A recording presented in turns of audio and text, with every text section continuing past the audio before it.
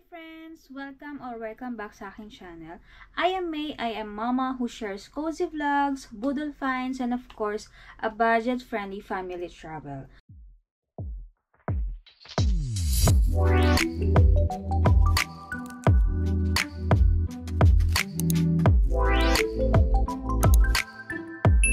So, are you planning for a Hong Kong trip?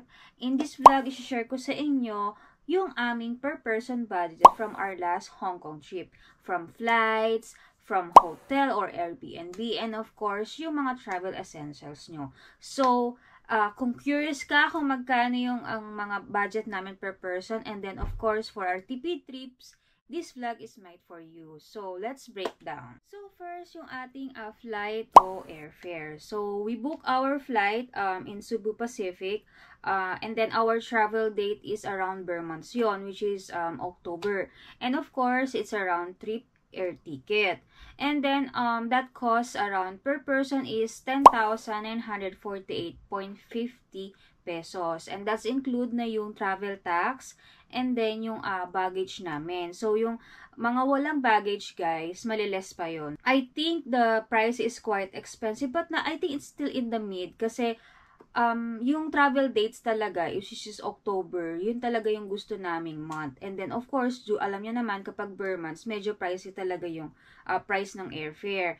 So, I think for me, reasonable kasi yun yung gusto namin travel date kasi nga maraming may birthday sa amin ng October, which is parang celebrant na yun ng mga Octoberians. And then, ang matitip ko guys for the airfare, you book 3 to 4 months advance para sa better rates. And also ako I always check sa Skyscanner. So disclaimer, this is not sponsored. Na yun lang talaga yung ginagawa ko.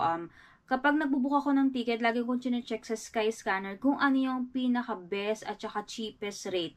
Ayan. So, and then, of course, watch nyo rin yung mga seat sale. Ayan.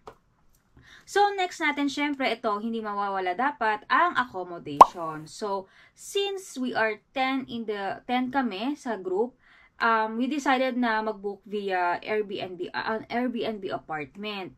And then, location is in Mongkok. Super nice nung location. Kasi, pagbaba mo lang guys, nandun ka na sa, may mga bakery ka na. And then, ang lapit lang talaga ng ng MTR station. Parang konting kembot mo lang, nandun ka na.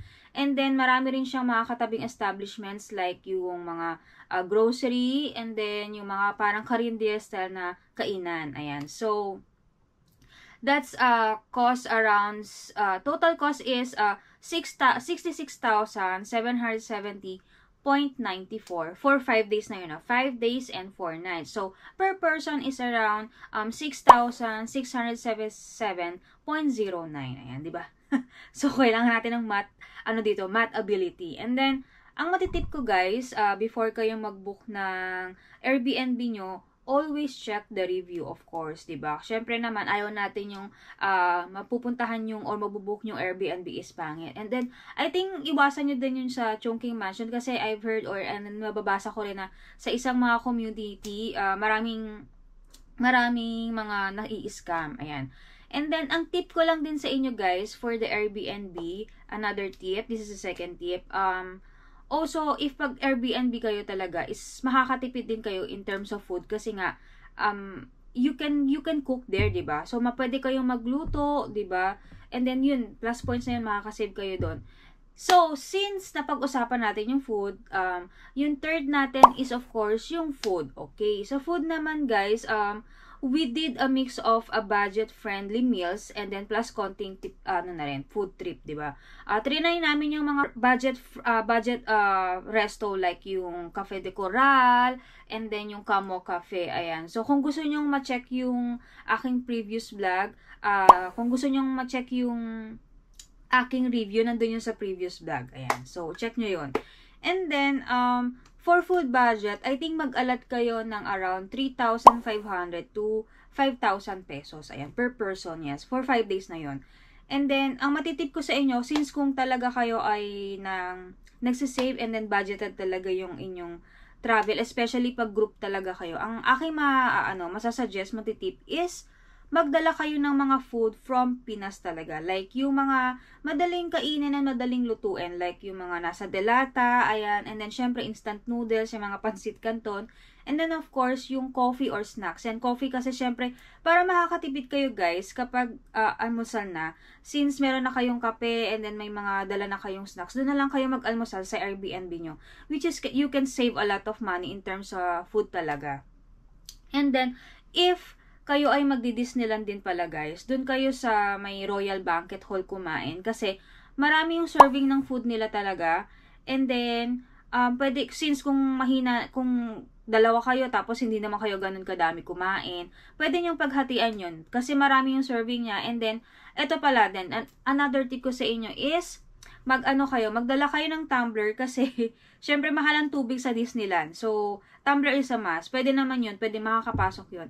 Kasi sa Disneyland, guys, sa Hong Kong Disneyland, meron kayong makikitang para mga water refilling station doon yun. Yun yung ginawa namin. So far, hindi naman sumakit yung tiyan namin for the whole trip talaga nung sa Hong Kong Disneyland.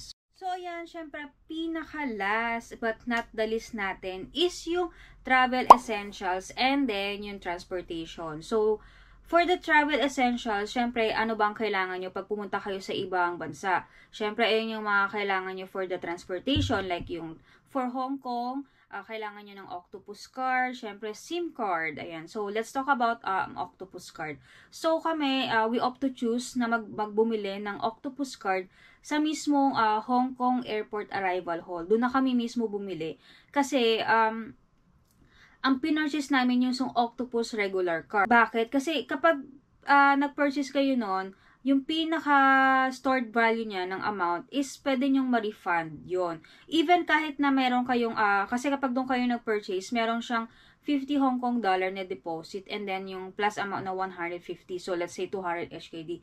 So, kapag hindi nyo naman naubos yun for your entire trip, guys, ma-refund yun lahat. Meron lang siyang fee na I think around 1,100 Hong Kong dollar, which is fine. Kasi, kapag yung kinuha nyo yung tourist card from Hong Kong, hindi siya mare-refund eh. Sayang naman yung di ba? Sayang naman yung store value amount doon.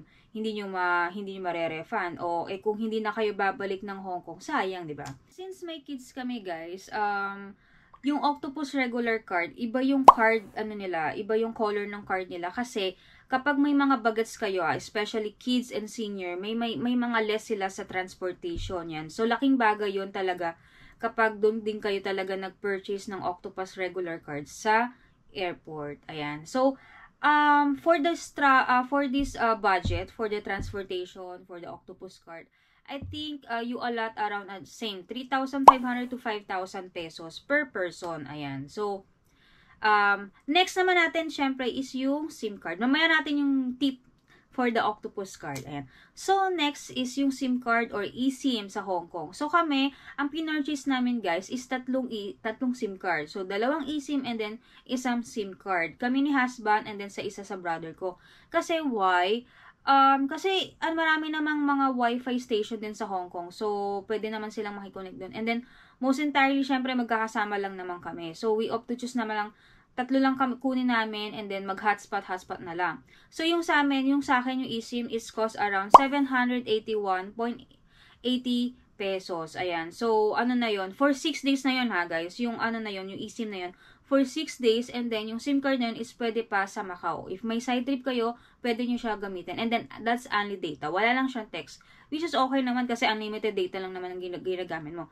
Kasi nga, syempre FB na lang yung communication. Ayan. So, ayun yung sa eSIM.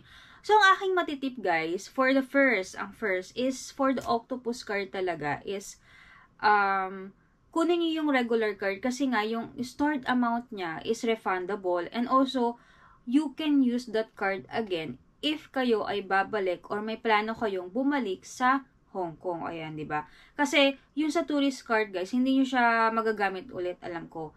Parang one time lang yun eh. Pero sa octopus regular card, pag halimbawa, ayaw mong i-refund and then may plan ka bumalik, pwede mo pa yon gamitin. So, ayan, yun talaga yung kunin nyo. And then, for the SIM naman, o kung tatanong nyo, we are group of 10, bakit hindi ako kumuha ng packet wifi? It's because, guys, pag packet wifi kasi, kailangan mo pa siyang isole, which is, pwedeng ma-hassle yun sa oras mo. And then, kapag nawala pa yun, meron siyang replacement fees. So, bayarin na naman. So, we opt to choose na lang ng eSIM or SIM card. So, ayan, ang total breakdown natin, guys. First, the flight is 10,948.50. And then, sa accommodation is 6,677.09. And then, next for the food, I will allot na lang the budget per person. Let's say, 4,000 pesos. Ayan, for the entire trip. And then, next is yung travel essentials, the Octopus card. Let's say, you allot na lang 3,000 pesos. Ayan. Or 3,000 to 4,000 pesos per person. And next, yung eSIM is yung 781.80 peso. That's total of per person budget is 25,407.39. So, that's for 5 days and 4 nights in Hong Kong. Ayan. Hindi pa included dito yung mga attraction like yung sa Disneyland or kung may bala kayo sa cable car, wala pa dyan. And then, wala pa rin dito yung for shopping nyo, guys, yon. For shopping, syempre, KKB tayo doon. So, this is the basics. Actually, itong mga sinabi ko lang, guys, this is the basics lang to get you there and then stay comfy. So guys, sana nakatulong itong breakdown ko na binigay sa inyo. Sana nakatulong sa parents, sa friends, or sa group na nagpaplano na pumunta ng Hong Kong. Ayan. So, if you think na helpful to, please don't forget to like and comment and syempre, subscribe. So, see you on my next video, guys. Ingat, stay safe. Ingat, bye!